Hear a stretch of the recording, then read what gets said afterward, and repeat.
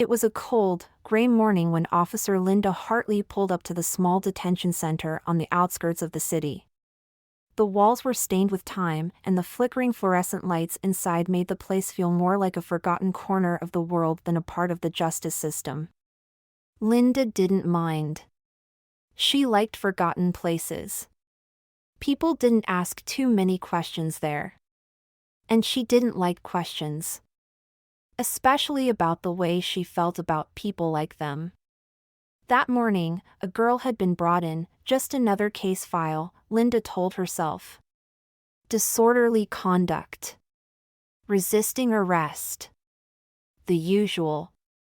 But when Linda walked into the processing room and saw her sitting there, something tugged at her insides.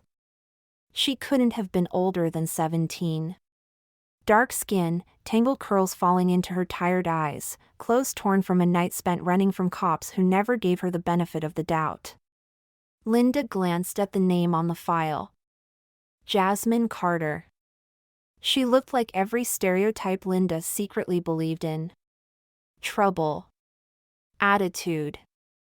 Defiance. Another lost cause. Stand up, Linda barked. Jasmine didn't move.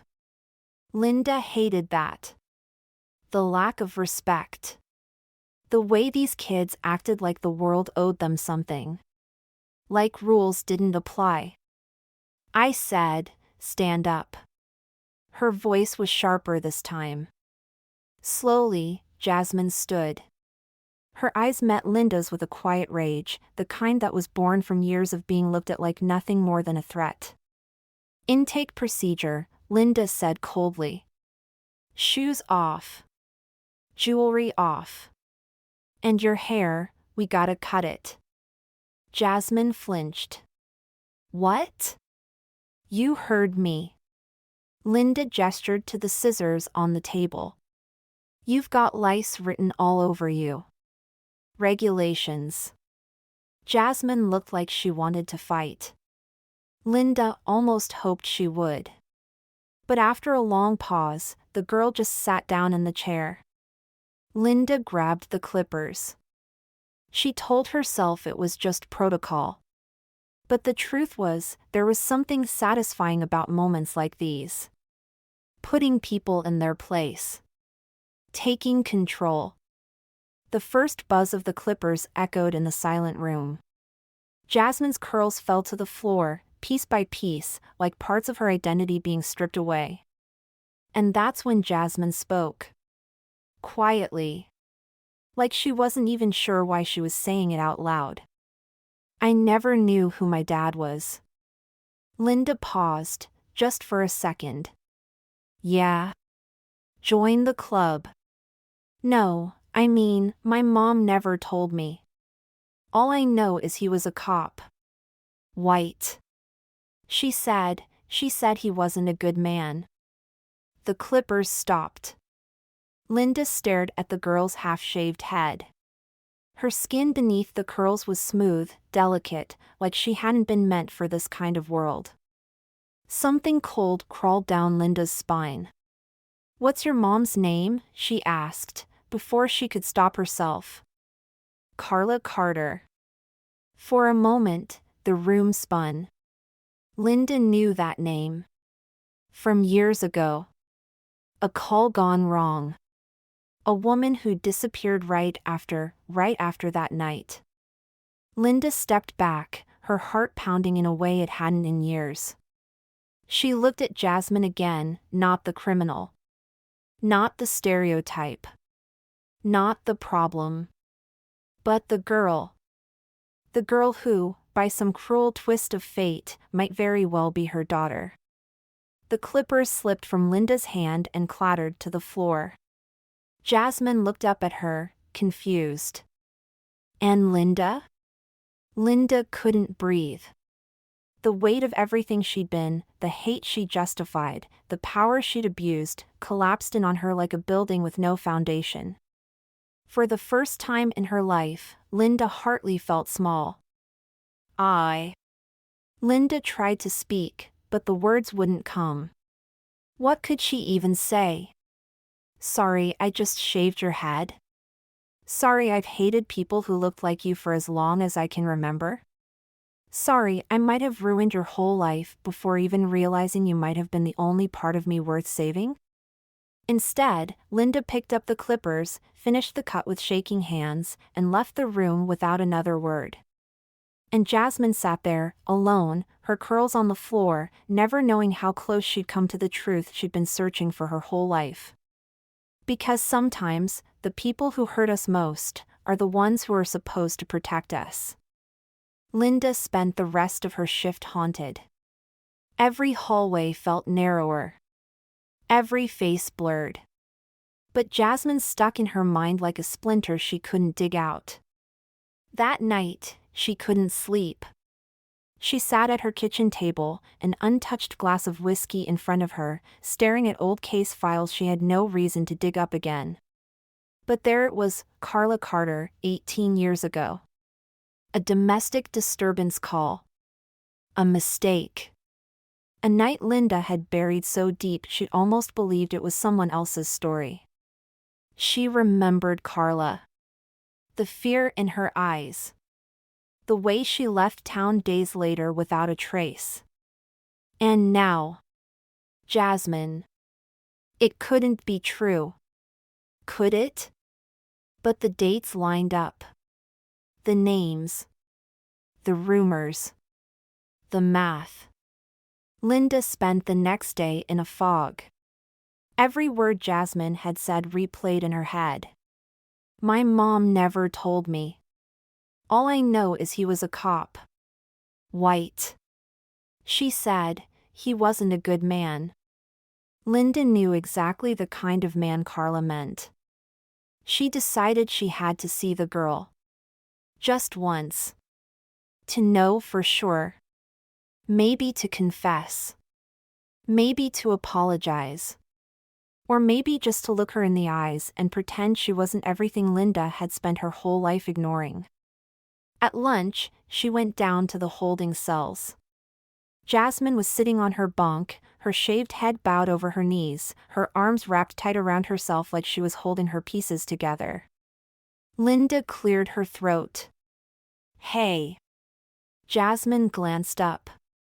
Cold. Guarded. Silent. Linda stepped closer to the bars. For the first time, she didn't see defiance in those eyes. She saw exhaustion. Sadness. The kind of hurt people carried when they'd never been loved the way they deserved. I wanted to say sorry. For yesterday, Linda said, her voice barely above a whisper. Jasmine snorted. For the haircut? Trust me, lady, that's the least of my problems. Linda smiled faintly, though her heart was pounding so hard she thought it might crack her ribs. It's more than that. Jasmine looked at her, puzzled. Linda hesitated. This wasn't protocol. It wasn't procedure. It wasn't anything a cop should be doing. But it was human. You said your dad was a cop. Yeah. So what? Linda's throat tightened. I knew your mom. A long time ago. Silence fell like a curtain. Jasmine stared, suspicion flaring in her eyes. What do you mean you knew her? Linda gripped the bars. She'd spent her whole life standing on one side of them. Suddenly, she wasn't sure who the prisoner really was. I think there's a chance I know who your father was, she said carefully. And I think I owe you answers. If you want them. Jasmine's face changed. The tough exterior flickered. Something raw and desperate peeked through. You're serious? Linda nodded. Dead serious. For the first time, Jasmine stood and walked to the bars, standing just feet from the woman who might have been the key to everything she never knew. And Linda, for the first time in her life, realized the only way forward was through the truth. No matter how ugly. No matter how broken. After you're out, Linda said softly, if you want, we can talk. I'll tell you everything I know. About your mom. About that time. About mistakes. Jasmine studied her, searching for the lie. But maybe, just maybe, she found something else. Yeah, Jasmine said finally. I think I want that. Linda nodded, swallowing the lump in her throat. Me too. And for the first time, the bars between them felt just a little less permanent. 2 weeks later, Jasmine was released. No charges stuck, just another case of being in the wrong place at the wrong time, like always. Except this time, something had shifted. Waiting outside the station was Linda, leaning awkwardly against her old sedan. She wasn't in uniform. Civilian clothes. A plain jacket. Tired eyes. For a moment, Jasmine thought about walking the other way. Pretending none of that conversation ever happened. Pretending she didn't care who her dad was. Pretending she wasn't curious if the woman standing there, the one who'd shaved her head, the one who'd looked at her with something almost like guilt, was the only link to the answer she'd wanted her whole life. But she didn't walk away. You really showed up, Jasmine said, shoving her hands in her pockets. Linda shrugged. I said I would. They drove in silence. Past the city. Past the weight of the neighborhoods that never gave either of them a fair chance. Linda parked at a quiet overlook where you could see the river cutting through the outskirts. The sky was bruised purple and gold. For a while, they just sat there, like neither of them had the right words. Finally, Linda broke the silence. I wasn't a good person back then, she said. Not that I'm winning any awards now. But back then, I was angry. At the world. At myself. I drank too much. I said things. Did things I'm not proud of. Jasmine didn't speak. She just watched the water. I met your mom on a call, Linda went on. She was scared. The guy she was with, he wasn't treating her right. I remember how she looked at me, like maybe I was going to help her. And I did. For a while. I pulled her out of that place. We got close. Linda cleared her throat. Too close. Jasmine turned to her. You're saying you. Linda shook her head quickly. No. Not me. But one of the other officers. A guy named McConnell. He was worse than me. Mean. Racist as hell. And I think it was him. Jasmine blinked. The air went still. You're sure? Linda looked down at her hands. Pretty sure. Your mom left right after he found out she was pregnant. She didn't trust any of us. Can't blame her. Jasmine felt her stomach twist. Somehow, hearing there was a name didn't make her feel better. It made her feel worse. Like she'd spent years dreaming up a father, and now the answer was worse than no answer at all. Why are you telling me this? She whispered. Linda's voice cracked, just a little. Because I should have stopped him back then. And I didn't. And because, when I saw you in that chair, all I could think about was how the system eats girls like you alive. How I helped it do that.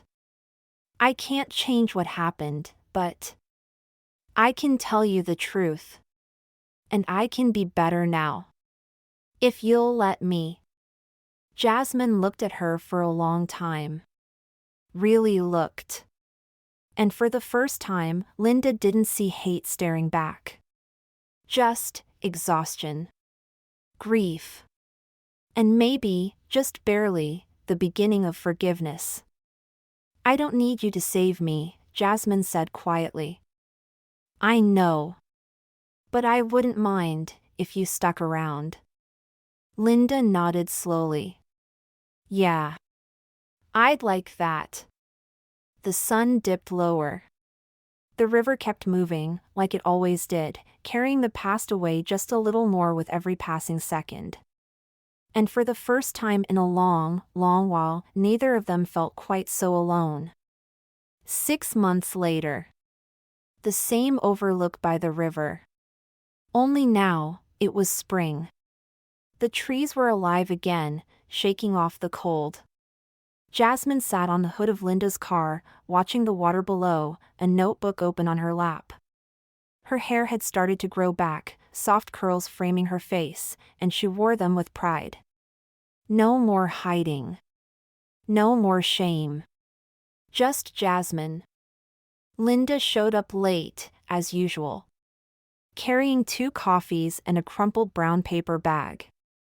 Figured you'd still be here, Linda said, handing Jasmine the coffee. Jasmine smirked. You finally learning my habits? Something like that. They sat in silence for a few minutes, sipping coffee, listening to the world breathe. So, Linda said carefully. You hear from your mom? Jasmine nodded. Yeah. I told her what you told me. About McConnell. About everything. And? She wasn't surprised. Jasmine gave a sad smile. She said that's why she ran. Said she wanted me as far away from all of this as possible.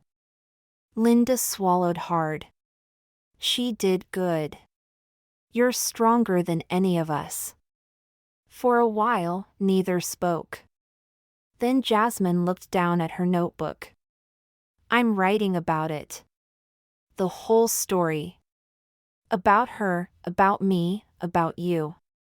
About all of this. Linda raised an eyebrow. Yeah. What for? I don't know. Maybe someone else like me will read it one day. Someone who thinks they'll never get answers. Someone who feels like the world only sees them as a problem to be processed and discarded. Linda looked out at the water. You're gonna change a lot more than that. Jasmine chuckled. Maybe. But I think I already changed you. Linda laughed under her breath, shaking her head. Yeah, kid. You did. And it was true. Since that night in the intake room, Linda had filed reports on officers she'd once called friends. She testified against McConnell, who, as it turned out, had more than a few skeletons in his closet. He lost his badge and his reputation. Too little, too late, maybe.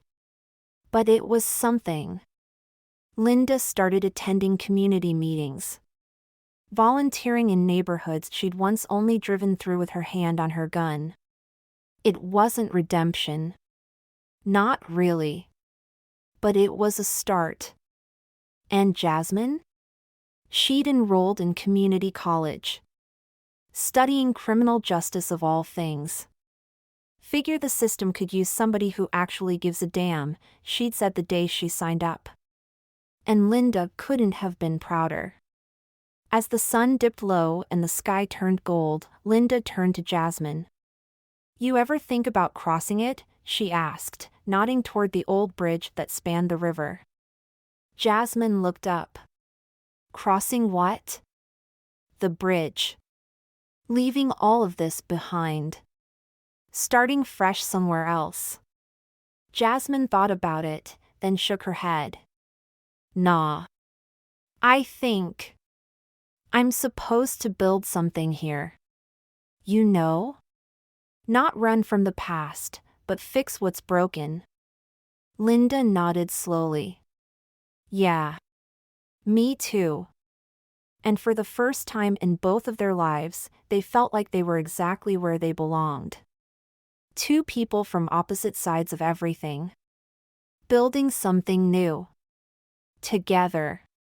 Weeks passed. Their meetings at the river became a quiet ritual. No longer awkward. No longer about obligation or guilt. Just part of life now. Linda picked Jasmine up on Saturdays. They'd grab coffee and talk about things Linda never thought she'd care about: Jasmine's classes, the paper she was writing, her dream of starting an outreach program for kids like her. And sometimes, Jasmine asked Linda questions too. Hard ones. The kind Linda never used to answer. Did you always hate us? Linda had looked at the sky a long time before saying, I didn't hate anyone. I just believed what people like me are told to believe. And I never bothered to question it until it was too late. Jasmine didn't forgive her with words. But she kept showing up. And sometimes that was even louder than I forgive you.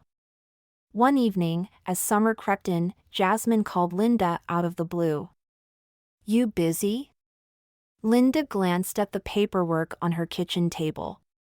For you? Nope. What's up? Come with me somewhere. I want to show you something. They drove across town to an abandoned rec center.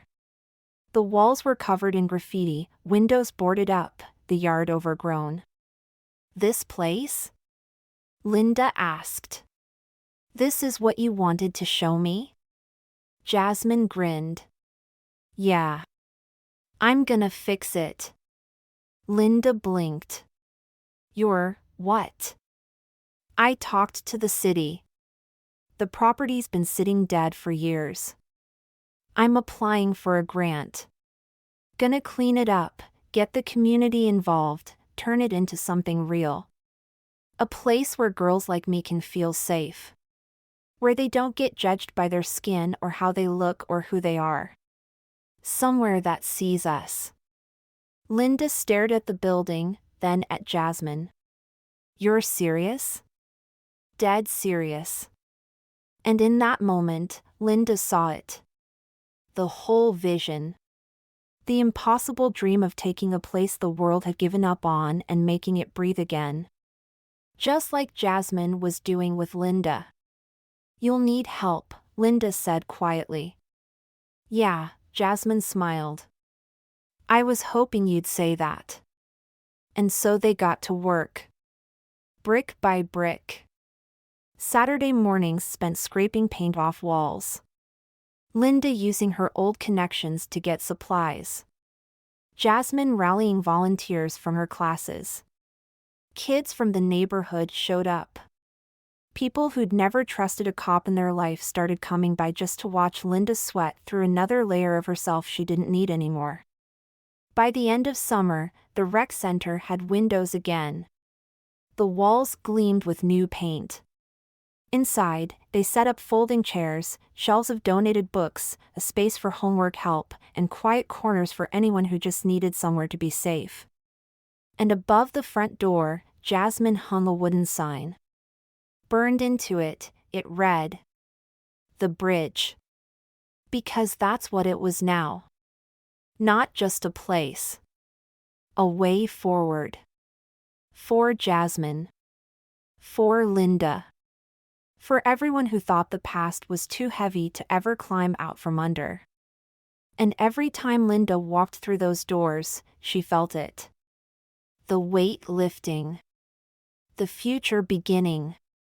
And two people who were never supposed to meet, never supposed to trust each other, never supposed to build anything together, proving the whole damn world wrong. 5 years passed. The bridge wasn't just a name on a sign anymore. It was the place in the neighborhood. Kids poured in after school. Single mothers found support there. Free meals. Tutoring. Legal advice. Therapy groups. Everything Jasmine wished had existed for her when she was younger, she built here, piece by piece. And Linda? She retired from the force 2 years after the bridge opened. Couldn't stomach wearing the badge anymore. Not after everything she knew. Not after realizing the system she served wasn't built to protect girls like Jasmine. Instead, she took a job as head of security at the bridge. Funny, she thought, how her whole life she'd been trained to see people like Jasmine as threats, and now her entire purpose was making sure no one threatened them. And Jasmine? She got her degree. Started speaking at conferences. Telling her story. About growing up in the cracks. About the night she thought she was just another arrest. About the woman who shaved her head and accidentally opened the door to the truth. But Jasmine never did tell the whole story publicly about her father. Some things weren't worth giving him that kind of space. Instead, she built her future without him. Without needing him. One warm evening, as golden hour lit up the front steps of the bridge, Linda and Jasmine sat together, watching the sunset. The air smelled like fresh-cut grass and asphalt and possibility. You ever think about how crazy this all is? Jasmine asked, resting her elbows on her knees. That we ended up here? Every day, Linda admitted. You could have just let me go through the system like everybody else. Yeah, Linda said. But I think meeting you saved my life. Jasmine smiled, quiet. You saved mine too. Just, not in the way you thought. Linda laughed under her breath. How's that? You didn't save me by protecting me. You saved me by getting out of my way. By listening. By standing beside me instead of in front. Linda looked out at the street. Cars passing. Kids laughing nearby. I'm proud of you, she said softly. I know. They sat in silence for a while. The good kind. The kind you earn. And when the first stars started showing up in the sky, Jasmine stood. Come on, old lady. Let's lock up. Linda groaned as she got to her feet. If I'm old, it's only because you stress me out. Jasmine grinned. Nah. You're just old. They laughed all the way back inside, locking the doors of the place they built, side by side. And outside, the bridge stood tall. A place built from pain. Turned into hope. And proof that no matter how broken the beginning of a story is, it doesn't have to define the end. The grand reopening of the bridge came exactly 5 years to the day after Jasmine first walked into that precinct in handcuffs. This time, the crowd wasn't officers or lawyers or judges. It was kids, families, teachers, neighbors. People who had once felt invisible standing side by side like they finally belonged somewhere. Jasmine stood at the front of the room, her hair now full and natural, the way she always wanted it to be. She wore a simple white dress, nerves bubbling in her stomach as the microphone squeaked in her hand. Linda stood off to the side, arms crossed, watching like a proud parent who'd never admitted out loud. Jasmine took a breath. 5 years ago, I thought my life was over, she began. I thought I was just another statistic. Another name on a file. Another person the system would swallow and forget. And then, someone made a choice. Someone I never thought would care. Someone who was raised to believe people like me weren't worth saving. But she decided to listen. And because of that, we're all here tonight. She glanced over at Linda. They shared a look. One they didn't need words for anymore. This place exists because people change, Jasmine continued. Because we let ourselves face the ugly truths about the past and choose to build something better. Not just for ourselves, but for the people who come next. For the kids who don't even know yet how much this world can try to break them. So, thank you. For believing in this. For believing in me. For giving the bridge a reason to exist. The crowd clapped, some stood, and for a second Jasmine felt lighter than she ever had. Afterward, Linda found her outside on the steps, where the evening breeze was cool and the night felt endless. "You're a hell of a speaker," Linda said. "Yeah, well, had to learn sometime." Jasmine smirked. They stood in silence for a while, watching the city lights blink on. "You ever wonder if this is what your mom wanted for you?" Linda asked quietly. Jasmine thought for a long moment. "I think my mom wanted me to be free. Free from the past. Free from people like." She trailed off, but Linda knew who she meant. And maybe that was the final part of the healing. Knowing some ghosts don't deserve names. "Yeah," Jasmine said softly. "I think this is exactly what she wanted." Linda nodded. They didn't need to say anything else. Because somehow, after all the history between them, all the things that could have kept them apart, they'd become family. Not by blood, but by choice. And as the doors of the bridge closed behind them for the night, the two women walked side by side into whatever came next. Not to escape the past, but to finally, fully, leave it behind.